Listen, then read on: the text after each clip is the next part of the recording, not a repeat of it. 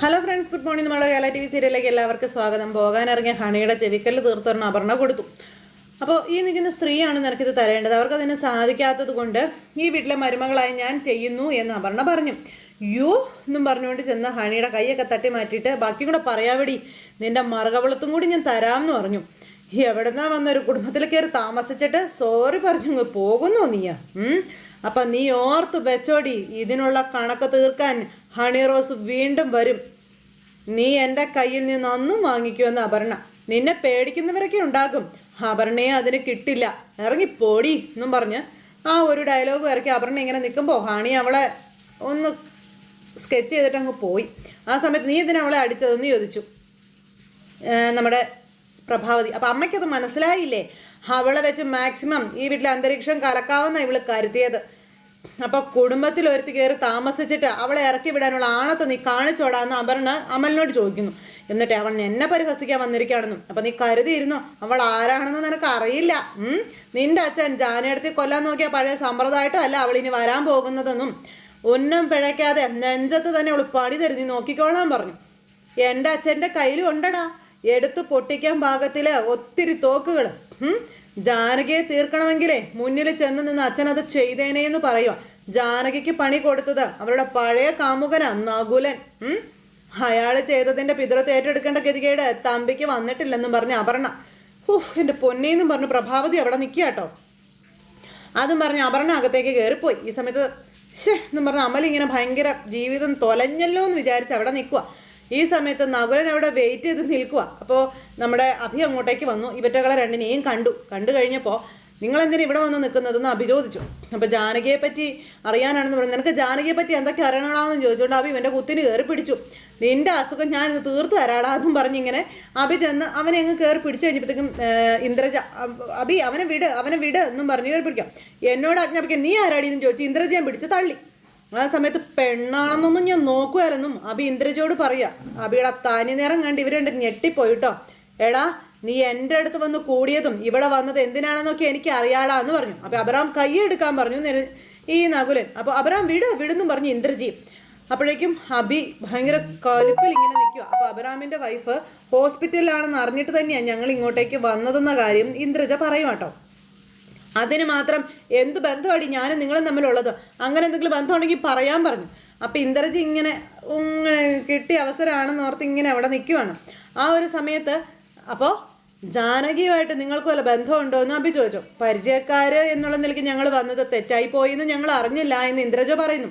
അഭി ഒരു വിഡ്ഢിയാണെന്ന് ഏട്ടത്തി അനിയനും കരുതുന്നുണ്ടെങ്കിൽ അത് വേണ്ട എന്നും അഭി പറയുക. അപ്പം ഇവർക്ക് സന്തോഷമായി, ഇവരുദ്ദേശിച്ച കാര്യങ്ങൾ നടക്കാൻ പോവുകയാണ് എന്നുള്ളൊരിത്. നിങ്ങൾ ആരായിരുന്നു എന്നൊക്കെ എനിക്കറിയാമെന്നും ജാനകി തന്നെ എന്നോടെല്ലാം പറഞ്ഞിട്ടുണ്ടെന്നും പറഞ്ഞു. ചൂളിപ്പോയി രണ്ടും കൂടി അന്തം വിട്ടിങ്ങനെ നോക്കി നിൽക്കുക കേട്ടോ. അവൾ നിങ്ങളുടെ കമ്പനിയിൽ ജോലിക്ക് വന്നപ്പോൾ തൊട്ട് നിങ്ങളുടെ വീട്ടിൽ നടന്ന വിവാഹ നിശ്ചയം വരെയുള്ള കഥകൾ എനിക്കറിയാമെന്ന കാര്യങ്ങളും നമ്മുടെ അഭി പറയുക എന്നും പറഞ്ഞോണ്ട് നകുലൻ ഇങ്ങനെ നോക്കുക കേട്ടോ. ഒരു പെണ്ണിൻ്റെ മനസ്സറിയാതെ സ്വന്തം ഇഷ്ടങ്ങൾ അവളിൽ അടിച്ചേൽപ്പിക്കുന്ന ഒരു സാഡിസ്റ്റാണിവൻ. നിങ്ങൾ കരുതി ജാനകി ചോദിക്കാനും പറയാനും ആരുമില്ലാത്ത വെറും ഒരു അനാഥ പെണ്ണാണെന്നല്ലേ? അവൾക്ക് ചുറ്റും ഒരു വലയുള്ള കാര്യം അത് നിങ്ങൾ അറിയാതെ പോയല്ലേ എന്നും അഭി അവരോട് ചോദിക്കാം. അവൾക്ക് പോലും അതറിയില്ലായിരുന്നു എന്നും അത് അവളുടെ സ്പോൺസർ ആയിരുന്നു എന്ന കാര്യവും പറയാം അഭി. അന്ന് വിവാഹ നിശ്ചയ സ്ഥലത്ത് നിന്ന് ഓടിപ്പോയ ജാനകിയെ പിന്നെ നിങ്ങൾക്ക് കണ്ടെത്താനായിട്ടില്ല. അവളെ പിന്നെ കൂട്ടിക്കൊണ്ട് പോയതും ആ സ്പോൺസർ തന്നെയാണെന്ന കാര്യം നമ്മുടെ അഭി ഇവരോട് പറയുന്നു. അത് ആരാണെന്ന് കൂടി നിങ്ങൾക്ക് ഞാൻ പറഞ്ഞു തരാം. എൻ്റെ അച്ഛൻ സൂര്യനാരായണൻ എന്ന് പറയുമ്പോൾ ഉണ്ടല്ലോ, ഇവർ രണ്ടുപേരും കണ്ണു ഉന്തിപ്പിടിച്ചിങ്ങനെ നോക്കിക്കൊണ്ട് ഇങ്ങനെ നിൽക്കുക. ഇവരൊട്ടും പ്രതീക്ഷിക്കാത്ത കാര്യങ്ങളാണല്ലോ നമ്മുടെ അഭി പറയുന്നത്. ഏതോ ഓർഫണേജിൽ നിങ്ങൾ വന്ന് കണ്ട ഒരു പെണ്ണല്ല ജാനകി. തലയ്ക്കു സ്ഥിരതയില്ലാത്ത നിങ്ങളുടെ ഈ അനിയന് വാങ്ങിക്കൊടുക്കാനും മാത്രം ഒരു പാവക്കുട്ടി അല്ല അവളെന്നും അഭി ഇങ്ങനെ ഇന്ദ്രജയോട് പറയണു. അഭിറാം തെറ്റിദ്ധരിച്ചാണ് സംസാരിക്കുന്നതെന്ന് ഇന്ദ്രജ പറയുമ്പോൾ ജാനകിക്ക് താല്പര്യമില്ലാതെ എങ്ങനെ വിവാഹം നിശ്ചയിക്കും എന്ന് ചോദിച്ചു. അഭി ഇങ്ങനെ നിന്ന് തലയാട്ടും. അപ്പോൾ പിന്നെ തിരക്ക് പിടിച്ച ഒരു വിവാഹത്തിനല്ല അന്ന് ഞങ്ങൾ പോയതെന്നും ഒരു വിവാഹ നിശ്ചയമായിരുന്നു ആദ്യം നടത്താൻ തയ്യാറായതെന്നും ഇന്ദ്രജ ഇങ്ങനെ പറയുക. അപ്പോൾ നകുലനൊന്നും അല്ലാതെ സമീപനം പാലിച്ചിങ്ങനെ നിൽക്കുകയാണ്. ചേട്ടത്തി പറഞ്ഞതനുസരിച്ച് ജാനകിക്ക് അന്ന് നകുലൻ്റെ പെരുമാറ്റത്തിൽ ചില സംശയങ്ങളും കാര്യങ്ങളും ഒക്കെ ഉണ്ടായി. പക്ഷേ ജാനകി നകുലൻ്റെ ഭാര്യയായി അവൻ്റെ കൂടെ ജീവിക്കുന്നത് കാണാനാണ് ഞങ്ങൾ ആഗ്രഹിച്ചതെന്ന് പറയുമ്പം പിന്നെ എന്തുകൊണ്ട് അവൾ അതിന് തയ്യാറായില്ല എന്ന് അഭി ചോദിച്ചു. അപ്പോഴേക്കും ഭയങ്കര ഇതിലായിട്ട് ഇങ്ങനെ നിൽക്കാട്ടോ നകുലൻ. നിങ്ങളുടെ ഈ അനിയന് കമ്പനിയിലെ ഒരു ശമ്പളക്കാരിയെ മാത്രമേ ഒരു ഭാര്യയായിട്ട് കിട്ടുകയുണ്ടായിരുന്നുള്ളൂ. ഇതേ ചോദ്യം ഞാൻ തിരിച്ച് അഭിയോടും ചോദിക്കട്ടെ. അഭിക്ക് ഉത്തരം മുട്ടുമെന്ന് ഇന്ദ്രജ പറയുമ്പം എൻ്റെ അച്ഛനായിരുന്നു അവളുടെ ഗാർഡിയൻ എന്ന് അഭി പറഞ്ഞു. അവൾക്ക് ഇവനോട് ഭയമായിരുന്നു. വിവാഹ നിശ്ചയത്തിൻ്റെ കഥകളും കാര്യങ്ങളും ഒക്കെ എനിക്കറിയാം. അവൾ ജീവിച്ച ഓർഫണേജ് ഉൾപ്പെടെ നിങ്ങൾ വരുതിയിലാക്കിയ അവളെ നിങ്ങൾ കൊടുക്കുകയായിരുന്നു എന്നും അഭി ഇവരോട് പറഞ്ഞു. അതെല്ലാം പോട്ടെ, എന്തിനാണ് ഇനിയും ജാനകിയുടെ പിന്നാലെ നിങ്ങൾ ഇങ്ങനെ നടക്കുന്നത്? അതിൻ്റെ ആവശ്യം എന്താണെന്നും അഭി ഇവരോട് ചോദിക്കുക. സത്യത്തിൽ അഭിയും ജാനകിയും തമ്മിൽ അകറ്റണം എന്നുള്ള ഉദ്ദേശം എനിക്ക് ആദ്യം ഉണ്ടായിരുന്നു എന്ന് ഇന്ദ്രജ അഭിയോട് പറഞ്ഞു. അത് ഞാൻ അനുഭവിച്ച അപമാനത്തിൽ നിന്നുണ്ടായതാണെന്ന കാര്യവും ഇന്ദ്രജ അഭിയോട് പറയുവാണേ. അവൾ കാരണം 2 വർഷം നകുലൻ ട്രീറ്റ്മെൻറ്റിലായിരുന്നു എന്ന കാര്യങ്ങളും ഇന്ദ്രജ ഇങ്ങനെ അഭിയോടെല്ലാം പറയുന്നുണ്ട്. അതിനു പുറമെ ഞങ്ങൾക്ക് ഇവിടുത്തെ ബിസിനസ്സുകൾ 6 മാസം കൊണ്ട് തന്നെ അവസാനിപ്പിക്കേണ്ടതായിട്ട് വന്നു.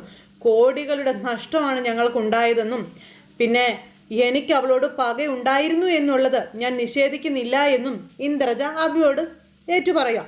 പക്ഷേ നകുലൻ്റെ മനസ്സിൽ അങ്ങനൊരു ചിന്ത ഒരിക്കലും ഉണ്ടായിരുന്നില്ല. അത് അഭി ആദ്യം മനസ്സിലാക്കാൻ പറഞ്ഞു. അവൾ എവിടെ ജീവിച്ചാലും സന്തോഷത്തോടെ കഴിയണം എന്ന് അവൻ ആഗ്രഹിച്ചിട്ടുണ്ടായിരുന്നു എന്നും ഇന്ദ്രജ അഭിയെ പറഞ്ഞ് ബോധ്യപ്പെടുത്തുക. അവൻ്റെ ഭാഗത്തെ തെറ്റ് അതവന് മനസ്സിലായെന്നും. അഭി ഇതെല്ലാം കേട്ട് ഇങ്ങനെ നിൽക്കുക. ഇതൊക്കെ നുണയാന്ന് അഭിക്ക് അറിയാം. ജാനകിയുടെ മുന്നിൽ പഴയ കഥകൾ ഓർമ്മപ്പെടുത്താനായി ഒരു വട്ടം പോലും അവൻ ജാനകിക്ക് മുന്നിൽ വന്നിട്ടില്ല എന്ന കാര്യമൊക്കെ പറഞ്ഞു. നകുലൻ എന്നൊരു അന്തം വിട്ടിങ്ങനെ നോക്കുക. ചേച്ചിയുടെ കഥ കേട്ടിട്ട് നിങ്ങൾ തമ്മിലുള്ള ജീവിതം തിരിച്ചറിഞ്ഞപ്പോൾ മുതൽ എൻ്റെ മനസ്സിൽ നിന്നും പഴയ പകയൊക്കെ മാഞ്ഞു തുടങ്ങിയിട്ടുണ്ടെന്ന് ഇന്ദ്രജ പറയാം. ഇപ്പോൾ ഈ ആക്സിഡൻറ്റ് കൂടി ആയപ്പോൾ എന്തിനി അതുമായിട്ട് മുന്നോട്ട് പോകണമെന്നുള്ളൊരു ചിന്ത എന്നിലേക്ക് വന്നിട്ടുണ്ടെന്നൊക്കെ പറഞ്ഞു ഭയങ്കര ഡയലോഗും കാര്യങ്ങളുമാണ്. അപ്പോൾ അഭി ഇങ്ങനെ ഇതെല്ലാം കേട്ട് നുണയാന്ന് മനസ്സിലാക്കി തന്നെ ഇരിക്കുന്നത്. ഞങ്ങൾ വഴിതെറ്റി നിങ്ങൾക്കിടയിലേക്ക് വന്നവരല്ല. അബ്രാം ജാനകിയെ കാണുന്നതിന് മുൻപേ അവളെ കണ്ടവരാണ് ഞങ്ങൾ. അത് അഭി മനസ്സിലാക്കണമെന്നൊക്കെയാണ് ഇന്ദ്രജയുടെ ഡയലോഗുകളും കാര്യങ്ങളും. ഇതൊക്കെ കേട്ട് അഭിക്ക് ഭ്രാന്ത് കയറി ഇങ്ങനെ നിൽക്കുക. ആ ഒരു നിലയ്ക്ക് ഞങ്ങൾ വന്നു. അഭിക്ക് ഇഷ്ടമായില്ലെങ്കിൽ ഞങ്ങൾ ഇനി നിൽക്കുന്നില്ല, ഞങ്ങൾ പോയിക്കോളാമെന്ന് പറഞ്ഞു.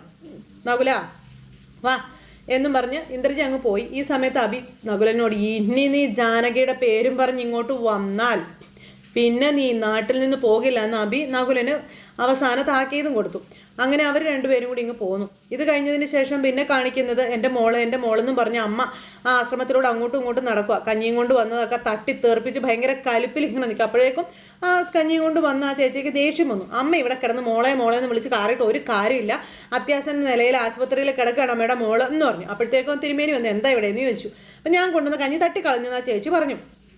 എന്താ രാധാമണി ഈ കാണിച്ചത്?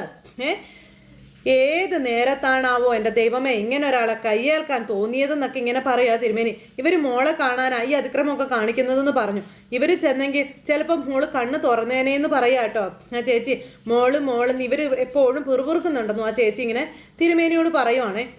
അപ്പോൾ മേഘന എന്തായാലും രാധമ്മയെ റൂമിലേക്ക് പറഞ്ഞു വിട്ടേക്കാൻ പറഞ്ഞു. അപ്പോൾ ശരി എന്നും പറഞ്ഞ് ഇങ്ങനെ റൂമിലേക്ക് കൊണ്ടുപോകും അമ്മേ. അത് കഴിഞ്ഞതിന് ശേഷം പിന്നെ നകുലനെയും ഇന്ദ്രജയാണ് കാണിക്കുന്നത്. നകുലനാണെങ്കിൽ അഭി പറഞ്ഞ കാര്യങ്ങളെപ്പറ്റി ആലോചിച്ച് ഭ്രാന്ത് കയറി നടക്കുക. എന്നിട്ട് അവൻ എന്നും പറഞ്ഞു. അപ്പോഴേക്കും ഇന്ദ്രജ അങ്ങോട്ടേക്ക് ഇറങ്ങി വന്നു. ഇന്ദ്രജ ഇറങ്ങി വന്നിട്ട് നിന്നോട് എനിക്കിനി ഒന്നും പറയാനില്ല നകുല, നിന്റെ പിന്നാലെ നടന്ന് എൻ്റെ സമയം നഷ്ടപ്പെട്ടെന്ന് വേണം പറയാനെന്ന് ഇന്ദ്രജ നകുലനോട് പറയുക. ഞാനിതിവിടെ അവസാനിപ്പിക്കുകയാണെന്നും നിനക്ക് കൂടെ വരികയോ വരാതിരിക്കുകയോ ചെയ്യാം, ഞാൻ പോവുകയാണെന്നും പറഞ്ഞ് ഇന്ദ്രജ അവിടുന്ന് പടി ഇറങ്ങുമ്പം കൂടെ വരാൻ ഞാനേട്ടത്തിയോട് ആവശ്യപ്പെട്ടോ എന്ന് നകുലൻ അന്നേരം ഇന്ദ്രജയോട് ചോദിക്കണം. ഒരു പെണ്ണിനെ, അതും അനാഥ പെണ്ണിനെ പിടിച്ചു നിർത്താൻ കഴിയാതെ പോയവരാണ് നിങ്ങളെന്നും പറഞ്ഞ് ഇന്ദ്രജിയെ ഒറ്റപ്പെടുത്തുക നകുലൻ. നിങ്ങളെല്ലാം നോക്കി നിൽക്കുമ്പോഴാണ് അവൾ ചടങ്ങിന് മുന്നേ ഇറങ്ങിപ്പോയതെന്നും ഈ നകുലൻ ഇന്ദ്രജിയോട് പറയുക കേട്ടോ. എന്നിട്ടും അവളുടെ പിന്നാലെ ആരും പോയില്ലല്ലോ, പോയോന്ന് ചോദിച്ചു. ഇന്ദ്രജിക്ക് അതിനൊന്നും മറുപടിയില്ല. പിന്നെ 2-2.5 വർഷം നിങ്ങൾ കാരണം എൻ്റെ ജീവിതം പോയി, എന്നെ നിങ്ങൾ ചികിത്സിച്ചു, എന്തിന്? നകുലനും മെൻ്റലാണെന്നും പറഞ്ഞല്ലേ നിങ്ങളെ ചികിത്സിച്ചതെന്നും ചോദിച്ചു ഇന്ദ്രജയെ ചോദ്യം ചെയ്യുക നകുലൻ. അങ്ങനെ കഴിഞ്ഞു പോയ ഓരോ കാര്യങ്ങളും ചോദിക്കുക. അപ്പോൾ നിങ്ങളുടെ പകരം വീട്ടാനാണ് നിങ്ങൾ എൻ്റെ കൂടെ വന്നത്, പക്ഷേ എൻ്റെ ഒരു സന്തോഷം കണ്ടിട്ടൊന്നും അല്ലെന്നൊക്കെ പറഞ്ഞ് നകുലൻ ഇന്ദ്രജയോട് ഇങ്ങനെ സംസാരിക്കുന്നു. ഇനി ഞാൻ സംസാരിക്കാൻ പോകുന്നത് ഈ ഒരു മെൻ്റിലായിരിക്കില്ല. ഞാൻ കാരണമാണ് ഞങ്ങളുടെ ബിസിനസ് ഗ്രൂപ്പിൻ്റെ ഇവിടുത്തെ സോൺ അടച്ചു പൂട്ടേണ്ടി വന്നതെന്ന് നകുലൻ പറയുന്നു. അത് റീഓപ്പൺ ചെയ്യണമെന്നും നകുലൻ പറഞ്ഞു. അപ്പോൾ നിൻ്റെ ഉദ്ദേശം എന്താണെന്ന് മനസ്സിലായില്ല എന്ന് ഇന്ദ്രജ തിരിച്ചും പറഞ്ഞു. ജ്വാല സൊല്യൂഷൻ്റെ കേരള ഫോം ഞാൻ നോക്കിക്കൊള്ളാമെന്നും നകുലൻ ഇവിടെ ജീവിതം ആരംഭിക്കാൻ പോവുകയാണെന്നൊക്കെ പറഞ്ഞു. ഇന്നലെ വരെ നിങ്ങൾ കണ്ട നകുലനെ ആയിരിക്കില്ല ഇനി നിങ്ങൾ കാണാൻ പോകുന്നതെന്നും നകുലൻ പറഞ്ഞു. അപ്പം അത് നടക്കുന്ന കാര്യമല്ല നകുല എന്ന് ഇന്ദ്രജ പറഞ്ഞു. നീ വെറുതെ ശാഠ്യം പിടിക്കരുത്, ഡയറക്റ്റ് ബോർഡ് മെമ്പേഴ്സിൽ ആരും നിന്റെ പിടിവാശിക്ക് തയ്യാറാവില്ല എന്ന് പറഞ്ഞു ഇന്ദ്രജ. വല്യച്ഛനെയും മക്കളെയും ഒക്കെ നിനക്ക് അറിയാവുന്നതാണല്ലോ. ജ്വാല ക്ലോത്തിങ് ബ്യൂട്ടിക്ക് മാത്രമേ ഞാൻ ചോദിക്കുന്നുള്ളൂ, അത് മാത്രം എനിക്ക് മതിയെന്നും നകുലൻ പറയുന്നു. അതിലാർക്കും ഒരു തടസ്സം ഉണ്ടാകാനും പോകുന്നില്ലെന്നും പറഞ്ഞു. ഏട്ടത്തി, എനിക്ക് 2 ദിവസത്തിനുള്ളിൽ റിപ്ലൈ തന്നേ പറ്റുള്ളൂ, എനിക്കത് കിട്ടണമെന്നും പറഞ്ഞ് നകുലൻ അങ്ങ് പോയി. ഇത് കഴിഞ്ഞ് പിന്നെ ജാനകിയുടെ അരികിൽ അബി ഇരിക്കുക. അപ്പോൾ അബിയുടെ ഫോണിലേക്ക് കോൾ വന്നു. അപ്പം തിരുമേനിയാണ് വിളിച്ചത്. അപ്പോൾ തിരുമേനി വിളിച്ചിട്ട് രാധാമണിയെ കൊണ്ടുള്ള ആ ഒരു സമാധാനക്കേടിനെ പറ്റിയൊക്കെ നകുലൻ നമ്മുടെ അബിയോട് പറഞ്ഞു. അന്നേരം ഇവിടുത്തെ സിറ്റുവേഷനൊക്കെ ഞാൻ തിരുമേനിയോട് പറഞ്ഞതല്ലേന്ന് അബി തിരിച്ചു ചോദിക്കുക കേട്ടോ. അമ്മയെ കൊണ്ടുവന്ന് നിർത്താൻ എനിക്ക് മറ്റൊരു സ്ഥലം ഇല്ലെന്നൊക്കെ പറയുമ്പോൾ, എടോ തൻ്റെ പിതാവ് സൂര്യനാരായണനുമായി എനിക്ക് നല്ലൊരു ബന്ധം ഉണ്ടായിരുന്നു, അതിൻ്റെ പേരിലാണ് ആ സ്ത്രീ ഇവിടെ നിന്നോട്ടെ എന്ന് ഞാൻ കരുതിയത് എന്ന് തിരുമേനി തന്നെ പറയുന്നു. അങ്ങനെ തിരുമേനി രാധാമണിയമ്മയെ കൈയൊഴിയുക. താൻ ഇത് തന്നെയാണ് ഓരോ തവണയും ഇങ്ങനെ ആവർത്തിച്ചുകൊണ്ടിരിക്കുന്നതെന്നും തിരുമേനി പറയുവാണ്. അവരൊരു അക്രമകാരിയായിട്ട് മാറിയിരിക്കുകയാടോ എന്നൊക്കെ പറഞ്ഞു. ഇത് കേട്ടപ്പോൾ അബി ഞെട്ടിയിട്ടോ. അങ്ങനെ സംഭവിച്ച കാര്യങ്ങളെല്ലാം തിരുമേനി അബിയോട് പറയുവാണ്. അവർക്ക് അവരുടെ മകളെ കാണണം, താൻ രാധാമണിയെ കൊണ്ടുപോയി മകളെ ഒന്ന് കാണിച്ചു കൊടുക്കാനായിട്ട് തിരുമേനി പറഞ്ഞു. അല്ലാണ്ട് അവരടങ്ങും എന്ന് എനിക്ക് തോന്നണില്ല എന്നും അദ്ദേഹം പറഞ്ഞു കൊടുത്തു. അബിയപ്പോൾ ആകെ സർവ്വസങ്കടത്തിലായിട്ട് നിൽക്കുക. എനിക്ക് അതറിയാത്തത് കൊണ്ടല്ലല്ലോ തിരുമേനി ഇവിടേക്ക് കൊണ്ടുവന്ന അമ്മ പിന്നെ പോവില്ലെന്നുള്ള കാര്യം അബി തിരുമേനിയോട് പറയുക. ഇങ്ങനെ ഒരു അവസ്ഥയിൽ അമ്മയെ കൂടെ ഇവിടെ നിർത്തിക്കൊണ്ട് പോകാനൊന്നും പറ്റില്ല എന്ന് പറഞ്ഞു. അപ്പം താൻ എന്ത് പറഞ്ഞാലും ആ സ്ത്രീയെ ഇവിടെ നിന്ന് കൂട്ടിക്കൊണ്ട് പോകണം എന്ന് പറഞ്ഞ് തിരുമേനി ഫോൺ അങ്ങ് കട്ട് ചെയ്തു. ആ സമയത്ത് നമ്മുടെ ഡോക്ടർ അങ്ങോട്ടേക്ക് വന്നു കേട്ടോ. ആ ഡോക്ടർ വരുന്നുണ്ട്, അതായത് ജാനകിയെ നോക്കാൻ വരുന്ന ഡോക്ടർ വരുന്നുണ്ടെന്നും പറഞ്ഞു. അബി ഇപ്പോൾ ചെകുത്താനും കടലിനും നടുവിൽ ഇങ്ങനെ ഇരിക്കുക. അപ്പോഴാണ് ആ ഡോക്ടർ കയറി വരുന്നത്. അപ്പോൾ ഇതാണ് അഭിറാം, ജാനകിയുടെ ഹസ്ബൻഡാണെന്ന് പറഞ്ഞു. അപ്പോൾ ഹലോ അഭിറാം എന്നും പറഞ്ഞ് അദ്ദേഹം പരിചയപ്പെട്ടു കേട്ടോ. അതിനുശേഷം ജാനകിയെ പരിശോധിക്കാനായിട്ട് തുടങ്ങി. കണ്ണുകൾ അടയ്ക്കാറുണ്ടോ എന്ന് ചോദിച്ചു. അപ്പോൾ ചിലപ്പോഴൊക്കെ അങ്ങനെ സംഭവിക്കാറുണ്ടെന്ന് ആബി പറഞ്ഞു. പേഷ്യൻ്റ് കോമയിലേക്ക് എത്തിയിട്ടില്ല എന്ന് അനുമാനിക്കാനുള്ളൊരു കാരണം അതാണെന്ന കാര്യം ഈ വന്ന ഡോക്ടർ പറഞ്ഞു. ആ സമയത്ത് ജാനകി ഇങ്ങനെ കണ്ണുകൾ അനക്കാതെ കിടക്കാം. അപ്പോൾ അത് കേട്ടപ്പം അബിക്ക് ചെറിയൊരു പ്രതീക്ഷ, ഡോക്ടർ അത്രയും പറഞ്ഞത് കേട്ടപ്പോഴേ. അങ്ങനെ അനക്കമില്ലാതെ കിടക്കുന്ന ജാനകി ഉടനെ തിരിച്ചു വരുമെന്നുള്ളൊരു പ്രതീക്ഷയാണ് അബിക്ക്. അപ്പോൾ ഡോക്ടർ ജെയിംസ് പറഞ്ഞ ചില വിവരങ്ങൾ മാത്രമേ എനിക്ക് കേസുമായിട്ട് അറിയുകയുള്ളൂ എന്നും ഞാൻ മുഴുവൻ കേസ് ഫയലുകളും ഒന്ന് പഠിക്കട്ടെ, അടുത്ത സ്റ്റെപ്പ് എന്ത് വേണമെന്ന് നമുക്ക് തീരുമാനിക്കാമെന്നും ആ ഡോക്ടർ പറയുക കേട്ടോ. എന്നിട്ട് ഡോക്ടർ ഇങ്ങനെ ജാനകിയെ നോക്കി. അപ്പോൾ ജാനകിയുടെ കണ്ണിൽ നിന്ന് ഇങ്ങനെ കണ്ണുനീര് ഒഴുകുന്നുണ്ട്, കണ്ണുകൾ ചെറുതായി ചിമ്മുന്നുമുണ്ട്. അപ്പോൾ കണ്ണുകൾ ഇടയ്ക്കിടയ്ക്ക് ഇങ്ങനെ നിറഞ്ഞൊഴുകാറുണ്ടല്ലേ എന്ന് ചോദിക്കുമ്പം ആ ഉണ്ടെന്ന് പറഞ്ഞു. ഉള്ളിൽ അവളെല്ലാം അറിയുന്നുണ്ട് ഡോക്ടർ എന്നും പറയാം അബി. അവളുടെ മുഖത്ത് നോക്കിയിരിക്കുമ്പോൾ എനിക്കത് മനസ്സിലാകുന്നുണ്ടെന്നും അബി ഇങ്ങനെ പറഞ്ഞു. ശരീരം ഒന്നും ചലിക്കുന്നില്ലെന്നേ ഉള്ളൂ എന്നും. അപ്പോൾ അതൊക്കെ കേട്ടപ്പോഴും ഡോക്ടർ ഇങ്ങനെ ജാനകിയെ തന്നെ നോക്കുക കേട്ടോ. ഇപ്പോൾ എൻ്റെ എല്ലാ പ്രതീക്ഷകളും ഡോക്ടർ മാത്രമാണെന്നും ഡോക്ടറെ പറ്റി ഒരുപാട് കാര്യങ്ങൾ അറിഞ്ഞാണ് ഞാൻ കാത്തിരിക്കുന്നതെന്നൊക്കെ അബി ആ ഡോക്ടറോട് പറഞ്ഞു. എനിക്കവളെ തിരികെ തരണം ഡോക്ടർ എന്നും പറഞ്ഞ് അബി ഇങ്ങനെ പറയുമ്പം നമുക്കെല്ലാ വഴികളും നോക്കാം, ധൈര്യം കൈവിടാതെ അഭിറാം കൂടെ നിന്നാൽ മാത്രം മതിയെന്ന് പറഞ്ഞു. ഡോക്ടർ ജെയിംസ് എന്നെ വിളിച്ചത് തന്നെ ഈ ഒരു കേസിന് വേണ്ടിയിട്ടാണെന്നും കൂടുതൽ ട്രീറ്റ്മെൻറ്റും കാര്യങ്ങളും ആവശ്യമായിട്ട് വന്നാൽ ജാനകിയെ നമുക്ക് ഡൽഹിക്ക് കൊണ്ടുപോകാമെന്നും പറഞ്ഞു. കാര്യങ്ങൾ വിശദമായിട്ട് ഞാനൊന്ന് സ്റ്റഡി ചെയ്യട്ടെ എന്നും പറഞ്ഞു കേട്ടോ. അങ്ങനെ അതും പറഞ്ഞ് ഡോക്ടർ അവിടെ നിന്ന് അങ്ങ് പോയി. ജാനകിയുടെ കണ്ണുകൾ ഇങ്ങനെ നിറഞ്ഞൊഴുകുന്നുണ്ട്. അബി ഇങ്ങനെ തൊട്ടരികിൽ ഇരിക്കുക, ജാനകിയോട് ഓരോ കാര്യങ്ങൾ പറഞ്ഞു. അത് കഴിഞ്ഞ് നിരഞ്ജനയെ കാണിക്കുന്നത്. അപ്പം നിരഞ്ജനയെ നമ്മുടെ സാറ് വിളിക്കുക, പഴയ ACP സാറ്. കേസുമായി ബന്ധപ്പെട്ട ഒരു സുപ്രധാന വിവരം പറയാനാണ് വിളിക്കുന്നതെന്ന് പറഞ്ഞു. അപ്പോൾ എന്താ സാർ, നമ്മളെ ദോഷകരമായി ബാധിക്കുന്ന വല്ലതുമാണോ എന്ന് ചോദിക്കുമ്പം കേസിന് ഗുണകരമായി തീരാവുന്ന ഒരു കാര്യമാണ് എന്ന് സാറ് പറയുമ്പം നിരഞ്ജനയ്ക്ക് ഭയങ്കര പ്രതീക്ഷ.